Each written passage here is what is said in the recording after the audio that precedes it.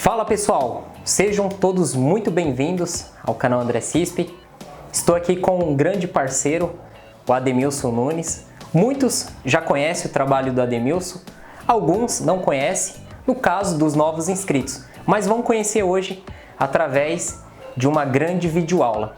Nós vamos abordar um assunto que muitas pessoas não falam, que é os defeitos em capacitores. O Ademilson, ele tem uma grande formação na área de eletrônica. Ele é um parceiro no nosso curso de notebook que ministra toda a parte eletrônica voltada para notebook, esquemas elétricos. E hoje nós vamos fazer essa aula aí para vocês que vai ser muito legal, ok? Ademilson, é com você agora, hein? Bora, pessoal!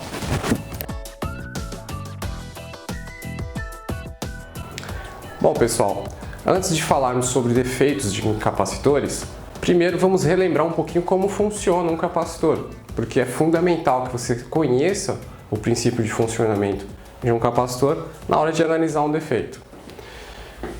Eu desenhei aqui dois tipos de capacitor. Aqui o primeiro seria um capacitor cerâmico, ou de poliéster, essa é a simbologia dele, e aqui um capacitor eletrolítico. Existem diversos tipos de capacitor eletrolítico, mas de uma maneira geral, essa é a sua simbologia. Diferença básica: o capacitor eletrolítico, ele é polarizado, ou seja, ele tem um lado positivo e um lado negativo. E o capacitor cerâmico ou de poliéster, nessa simbologia aqui, ele não é polarizado, ou seja, ele não tem um lado especificamente para ser ligado ao potencial positivo e um lado específico para ser ligado ao potencial negativo, como nós temos no eletrolítico, tá? Esse lado aqui tanto faz, eu posso ligar ele em qualquer extremidade, o positivo pode ser aqui e o negativo aqui, ou o contrário também, positivo e negativo também, não faz a menor diferença. Ele não é polarizado. E aqui, no eletrolítico, nós temos sim um lado especificamente positivo e um outro negativo. É claro que você tem diversos tipos de capacitor, tanto no encapsulamento SMD, que são aqueles encapsulamentos montados em superfície, quem trabalha com placa-mãe de notebook ou de computador sabe do que eu estou falando, e você tem também aqueles capacitores que tem os seus terminais passantes na placa, Ele passa pela placa e é soldado pelo lado de baixo. Existem diversos modelos de capacitores, vocês podem pesquisar no Google Imagens, digitar lá capacitores e vocês vão ver uma infinidade de modelos e tipos, tantos de diferentes tamanhos e formatos, Capacitor é um componente muito utilizado. Acho que praticamente qualquer circuito eletrônico você vai encontrar um capacitor. Como ele funciona? No instante em que você liga o capacitor a uma diferença de potencial, uma tensão elétrica, vamos dizer que aqui eu vou ligar ele em uma fonte de tensão de mais 10 volts. E esse lado aqui vai ligado à minha referência, meu terra, ok? O que acontece? Percebam que são duas placas paralelas separadas por um espaço. Esse espaço, geralmente, ele é preenchido por um material conhecido como dielétrico, que é um material isolante. Que vai fazer o quê? Vai fazer o isolamento desses dois extremos. No instante em que você liga a fonte ao capacitor, ele se comporta como um curto, ou seja, ele se comporta instantaneamente durante um breve momento como um curto. Por quê? De um lado eu tenho o acúmulo de cargas positivas, que vão se carregando desse lado, através da fonte, e do outro lado, um acúmulo de cargas negativas. O que acontece? A resistência do capacitor, como ele está descarregado, é muito baixa inicialmente durante a carga. Ela é muito baixa. Então, rapidamente, no instante que liga, ele se comporta como um curto e já vai se carregando. Essa resistência vai subindo gradativamente. Com o passar do tempo, ele vai carregando. Inicialmente ele carrega rápido, depois mais lentamente. Então, é basicamente assim que funciona.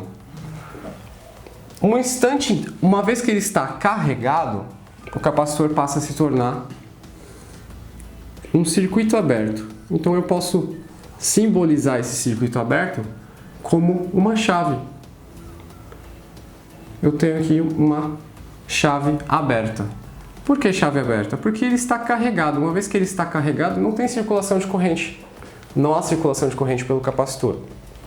Então eu terei deste lado 10 volts e deste lado 0 volts, pois está ligado à minha referência. Aqui eu tenho 10 volts e aqui 0 volts. Neste capacitor eletrolítico é a mesma coisa. A única diferença é que quando você vai ligá-lo ao circuito, ou você esteja projetando o circuito, você tem um lado especificamente positivo. É claro que existem aplicações práticas onde o capacitor cerâmico ou de poliéster é melhor utilizado devido às suas características. E outras, o capacitor eletrolítico acaba sendo mais indicado.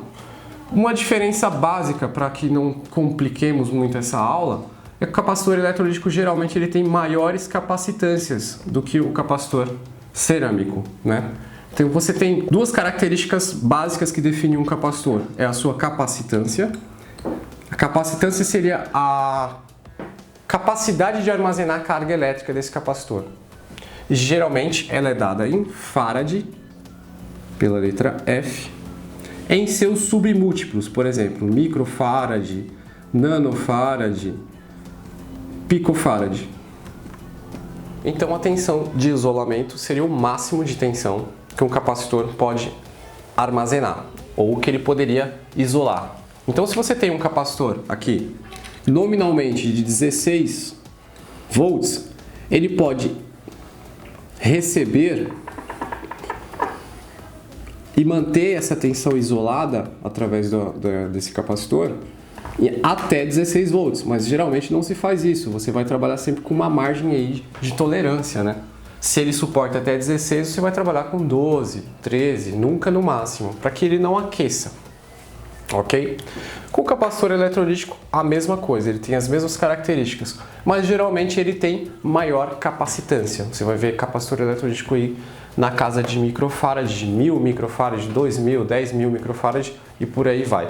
E você não vai ver um capacitor cerâmico ou de poliéster com uma capacitância tão alta. Geralmente você vai trabalhar aí com nanofarad, picofarad, com capacitâncias bem menores, ok? Então, de uma maneira bem resumida, isso seria o capacitor. Mas e como analisar defeitos em capacitores? Bom, agora nós vamos ver. Continuando então, pessoal. Eu desenhei alguns circuitos aqui didáticos. É claro que na prática vai ser difícil encontrar circuitos assim, né? Mas é para que vocês tenham uma ideia de como tudo funciona. Uma vez que vocês tenham essa visão de como o capacitor funciona, de como ele se comporta no circuito, vai ser muito mais fácil analisar um defeito, tá? Então, em um primeiro momento, esses circuitos aqui não possuem defeito. Eu vou mostrar para vocês como eles funcionam em conjunto. Aqui eu tenho circuitos com resistores e capacitores em diversas topologias, diversos formatos. De uma maneira geral, um circuito como esse daqui, eu tenho uma fonte de 10 volts, um resistor, que poderia ser de 1K, ou qualquer outro valor, e aqui o capacitor. Não importa se ele é de 10 microfarad, 100 microfarad, 1000 micro, 10 nano, não importa a sua capacitância nesse momento para esse tipo de análise, tá? Isso vai importar se você quiser fazer um cálculo para saber o tempo de carga desse capacitor em relação a esse resistor, mas não é esse o foco dessa aula. De uma maneira geral, no instante em que ele se carregou, ele passa a se comportar como uma chave aberta para o circuito. Então eu terei aqui 10 volts neste ponto, aqui também 10 volts e aqui 0 volts. Por quê? Porque não há circulação de corrente. Ele bloqueia a corrente. Então de um lado eu tenho 10, do outro eu tenho 0. Está fechado aqui, uma chave aberta para o circuito. Aqui a mesma coisa. Eu posso substituir esse capacitor por uma chave aberta. Por quê? Uma vez que ele se carregou, não há circulação de corrente pela malha. Então aqui, desse lado que está ligado à minha referência de terra, eu vou ter 0 volts. E desse lado, eu vou ter 12 volts, que é a mesma tensão que eu tenho desse lado. Por quê? Se não tem circulação de corrente, também não tem queda de tensão. Toda a tensão cai sobre o capacitor. Por que toda a tensão cai sobre o capacitor? Porque de fato ele é a maior resistência nesse circuito. O capacitor, ele tem uma resistência, o capacitor que está em bom estado, ele tem uma resistência altíssima, né? Altíssima, acima de 10 megohm, uma resistência muito alta. Então, se eu tenho um capacitor de resistência altíssima no meio entre dois resistores, é praticamente como se eu tivesse uma chave aberta, ou como se o circuito estivesse completamente aberto. Então é assim que se analisa. Uma vez que a fonte de tensão contínua, o capacitor se carrega, ele se comporta como uma chave aberta, ok? Aqui um exemplo interessante, porque eu coloquei o capacitor em paralelo com o resistor e aqui um outro resistor. Então qual seria o percurso da corrente? Inicialmente, quando ligou a fonte, a corrente vai circular aqui, carregar esse capacitor através do resistor R2.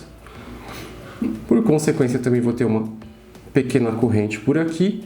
E o que vai ocorrer? Uma vez que esse capacitor se carregou, ele se comporta como uma chave aberta. Não tem circulação de corrente por aqui. Então, o que permanece? Os dois resistores, formando um divisor de tensão. Se eu tenho um K e um K e uma fonte de 6 volts, aqui na saída, nós vamos ter exatamente 3 volts. Se você não conhece esse cálculo, ainda tem uma aula minha aqui no canal onde eu ensino como funciona esse tipo de cálculo. Recomendo que vocês assistam. Então, basicamente é isso. Capacitor em bom estado, depois que ele está carregado, ele é chave aberta para o circuito.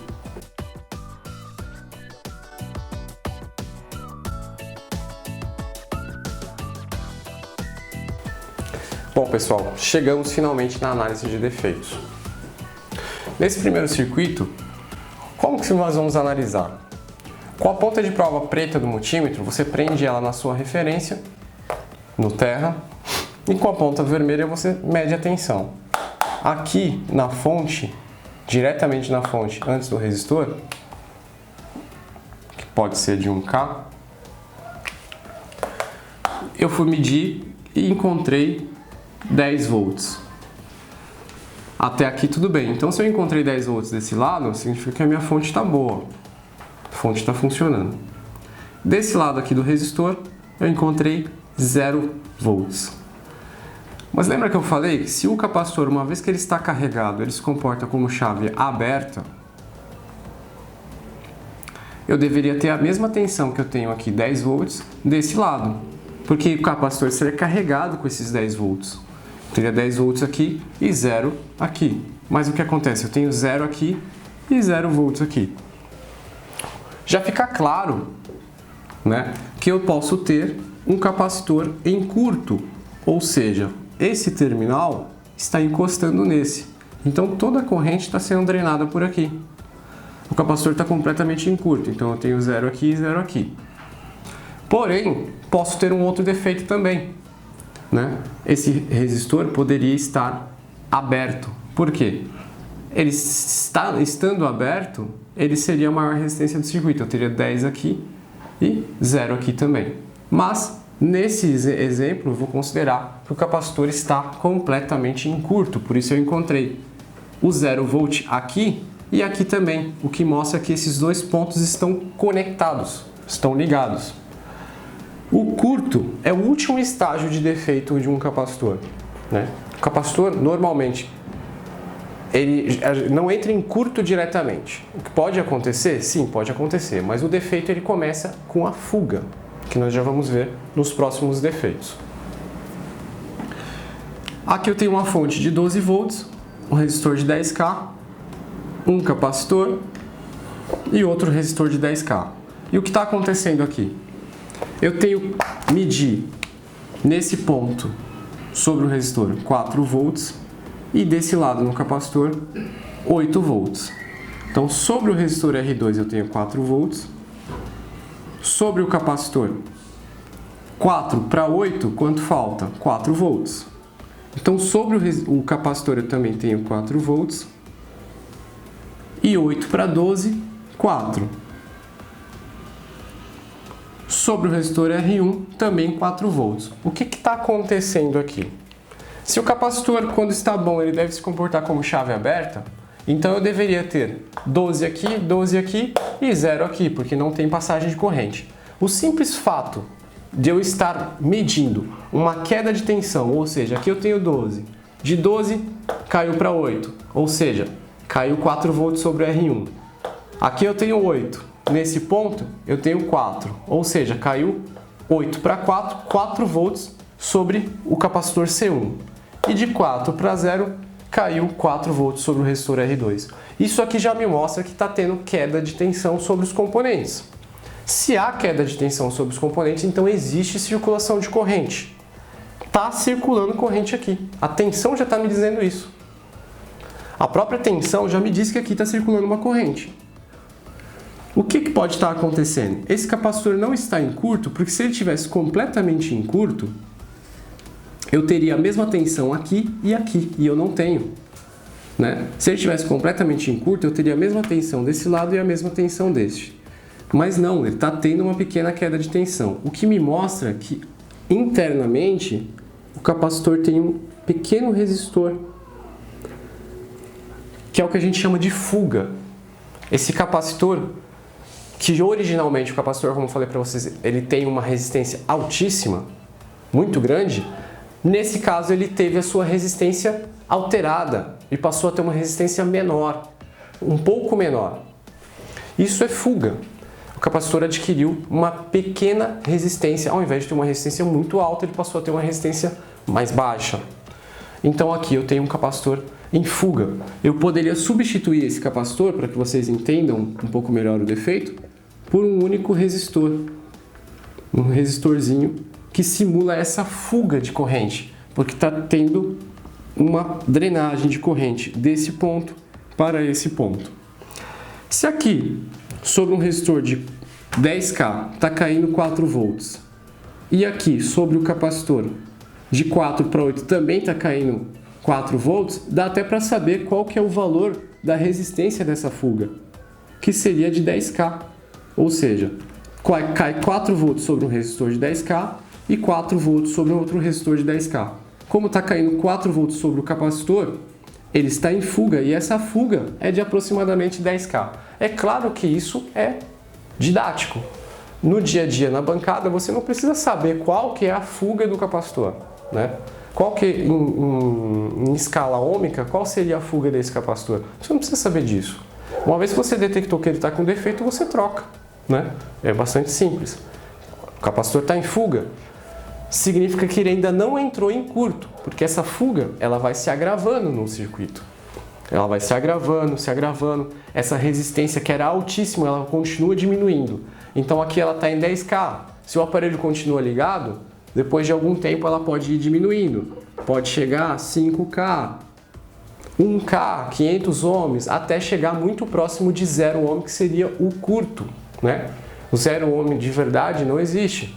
Mas quando a resistência fica muito baixa, ele fica muito próximo ao curto. Então, o defeito no capacitor ele é gradativo. Você vai pegar capacitor no circuito que vai estar aquecendo muito. Por que ele vai estar aquecendo?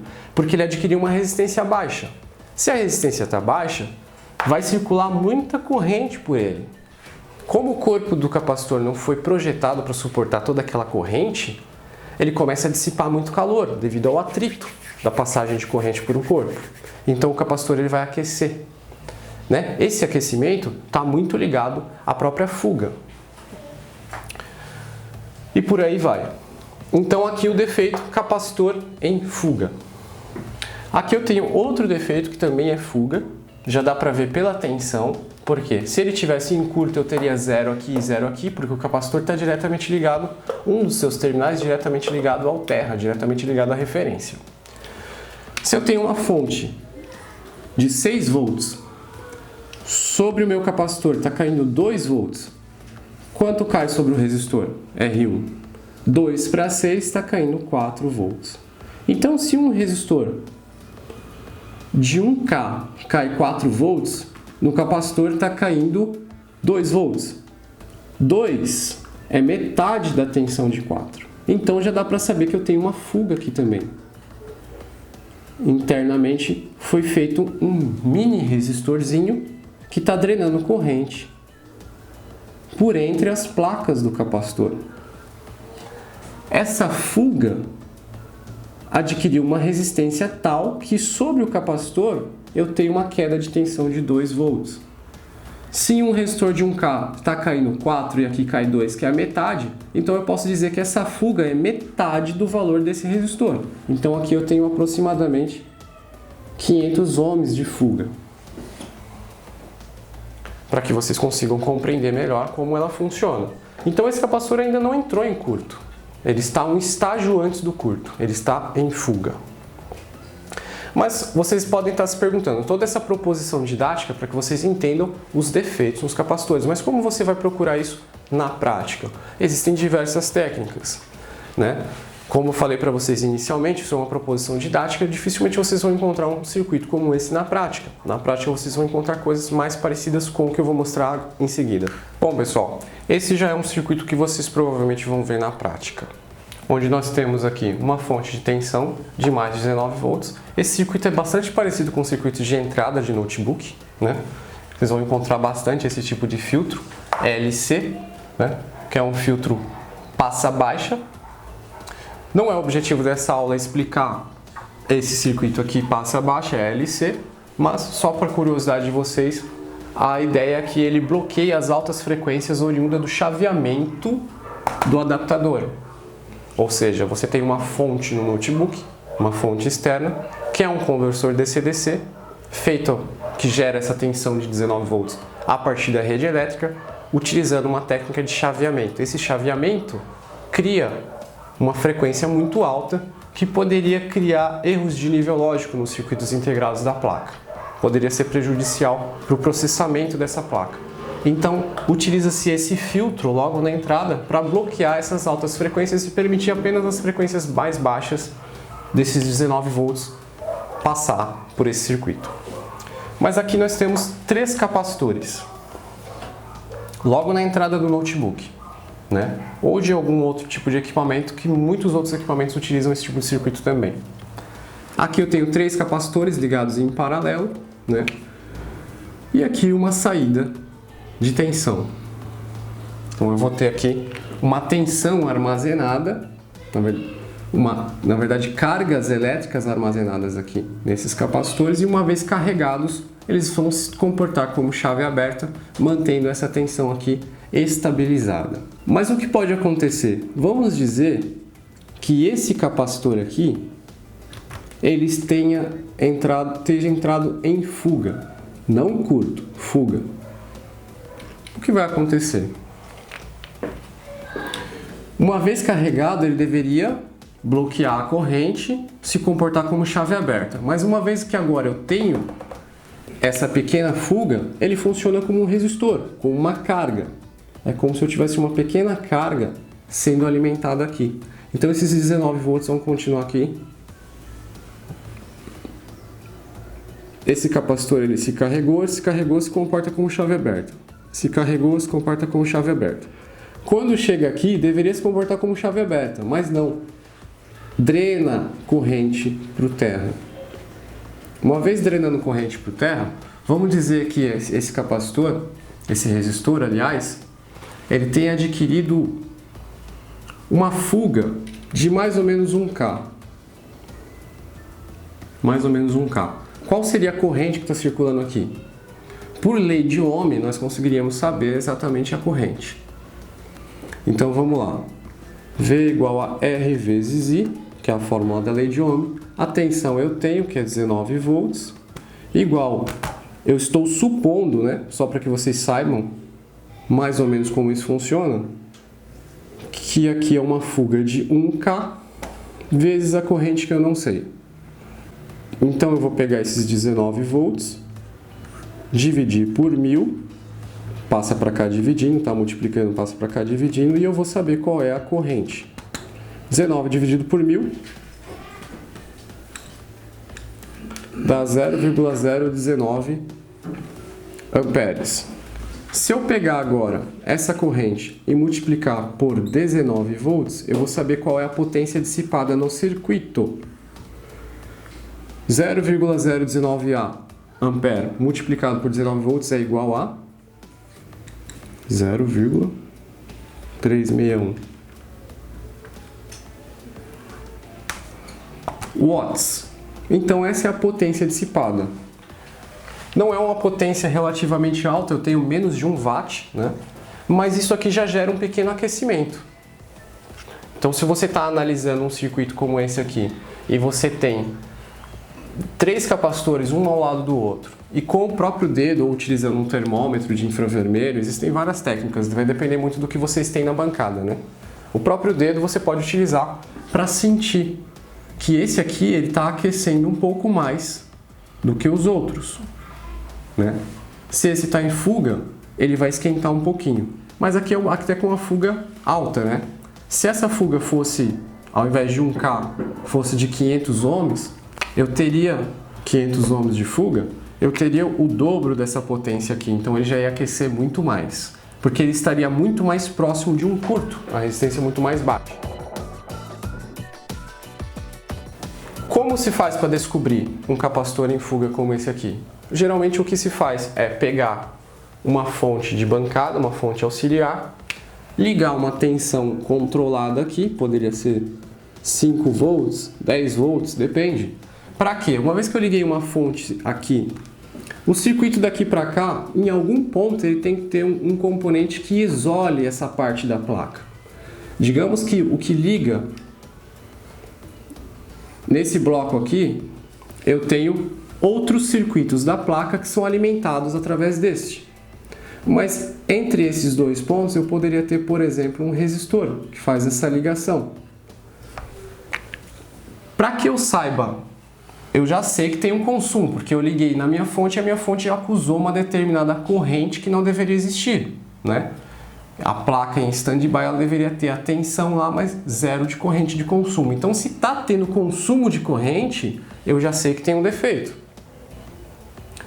O que se faz? Eu procuro um ponto da placa onde eu consigo isolar esse circuito deste e tiro ele fora. Uma vez que eu removi, eu estou com o circuito aberto, está isolado. Se permanece corrente circulante aqui, se na minha fonte continua me mostrando corrente circulante nesse ponto, significa que o defeito realmente está nesse bloco e não daqui para frente. Porque se eu tirei esse componente e isolou os dois circuitos, agora o defeito está aqui. E aí, através de uma análise tátil mesmo, eu vou sentindo o aquecimento até encontro um que está mais ou menos aquecendo além do que eu deveria ser o normal e retiro ele. Uma vez que eu retirei ele, eu ligo a fonte novamente. Se sumiu a corrente zerou, eu já sei que o defeito era ele. Não há necessidade de você pegar o capacitor, medir ele fora da placa para saber se ele está com defeito. Geralmente você está com suspeita dele. Dependendo do circuito, você tira ele fora da placa e já liga a fonte. Sumiu o consumo, achou o defeito. Não, continua um pouquinho de consumo, só que alterou. Opa, então tem mais defeito, né? Você pode recolocar e retirar outro. Como aqui nesse circuito eu tenho só 3, eu vou ter 3 tentativas. O que está aquecendo mais, com certeza vai ser o que está com defeito. A maior jogada em procurar um defeito na placa é você saber criar esse isolamento. Você isolar partes do circuito e ir analisando bloco a bloco, para que você consiga isolar e chegar ao defeito. Um capacitor em fuga, geralmente ele aquece. Só que se ele está totalmente em curto, vai acontecer um fenômeno interessante. E muita gente se confunde com isso. Vamos dizer que esse capacitor aqui agora, esse mesmo, ou não, vamos pegar esse aqui para ficar melhor. Ele entrou completamente em curto, mas eu ainda não sei. Eu estou analisando o circuito e eu ainda não sei que ele está em curto. Mas ele está completamente em curto. Completamente em curto significa que a resistência dele está baixíssima, muito próxima de zero, muito baixa.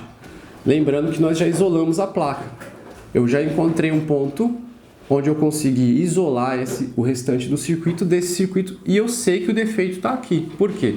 Uma vez isolado, eu ligo a fonte, eu percebo que tem um consumo altíssimo, quase o máximo que minha fonte consegue fornecer. Então, se está aqui em 5 volts, por exemplo, ele poderia estar mostrando para mim 2 amperes, uma corrente altíssima, né? Muito alta.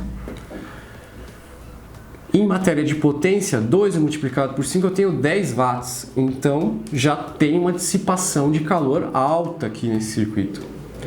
Mas o que acontece? Se esse daqui está em curto, vai circular uma grande corrente. Uma grande corrente vai passar por aqui e vem para cá. O que vai acontecer? Esse capacitor que está aqui do lado, ele vai aquecer. Vai aquecer bastante, porque a corrente está circulando aqui, ó, mas ela está indo direto para o terra, numa resistência muito próxima de zero. Então, se a resistência está muito próxima de zero, aqui não vai dissipar muito calor. Pelo contrário, os componentes que estão antes desse curto é que vão aquecer. E é isso que gera confusão na cabeça dos técnicos. Porque muitas vezes ele acha que o componente que está aquecendo é que na verdade está com defeito. Aí ele tira e o defeito continua. Né? Isso é uma grande pegadinha, é uma grande armadilha. Muitas vezes o componente que aquece não está com defeito, mas um componente próximo a ele, que está em curto, não está aquecendo, mas está drenando muita corrente pelo percurso.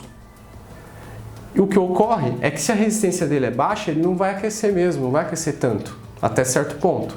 Mas o componente próximo a ele vai esquentar. Então, se daqui para cá está tudo frio e aqui está aquecendo, então o defeito está para cá. Você pode até, se você tem duas possibilidades, daqui para frente não tem corrente. Se o curto está aqui, daqui para frente não tem corrente. Se não tem corrente, não tem aquecimento aqui. O aquecimento está daqui para cá. Então, dessa maneira, você consegue isolar o defeito. Você tem duas possibilidades. É o que está aquecendo ou o que está ao lado? Você pode até começar pelo que está aquecendo. Quem sabe, ele pode estar em fuga, né? Eu não tenho um resistor aqui de referência para usar aquela técnica que eu mostrei para vocês. Se eu tivesse um resistor de referência aqui em cima, eu conseguiria utilizar a técnica para descobrir se ele está em curto ou em fuga, mas eu não tenho.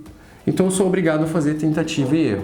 Então, pela lógica e pela prática, você tira o que está aquecendo mais e verifica a fonte. Baixou o consumo? Não, não baixou. Então é o que está do lado. Troca ele. Baixou o consumo? Achou o defeito. Ok, pessoal?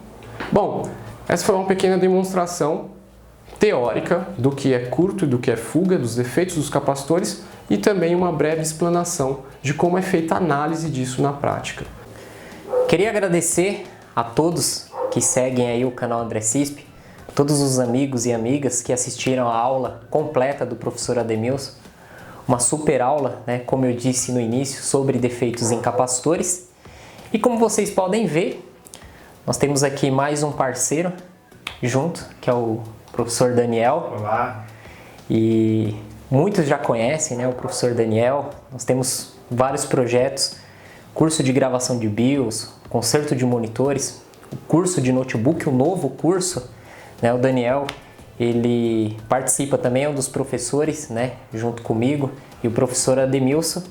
E nós estamos aqui reunidos já há alguns meses fazendo um projeto novo, que em breve nós vamos lançar para vocês aqui no canal, que é um curso totalmente diferenciado do que já existe na internet, do que já existe dentro do YouTube. É um curso de eletrônica. Então nós vamos fazer um curso completo, que o pessoal vem pedindo, né? Ah, faz o curso de eletrônica junto com o Ademilson, com o Daniel. O que o público pede, a gente vai lá e faz na prática. Então eu, junto com o Daniel e o Ademilson, já estamos há alguns meses, né? Toda semana a gente se reúne aí, final de semana, para fazer as gravações. Então vocês já conheceram um pouco da dinâmica do professor Ademilson. Isso que foi só a parte teórica.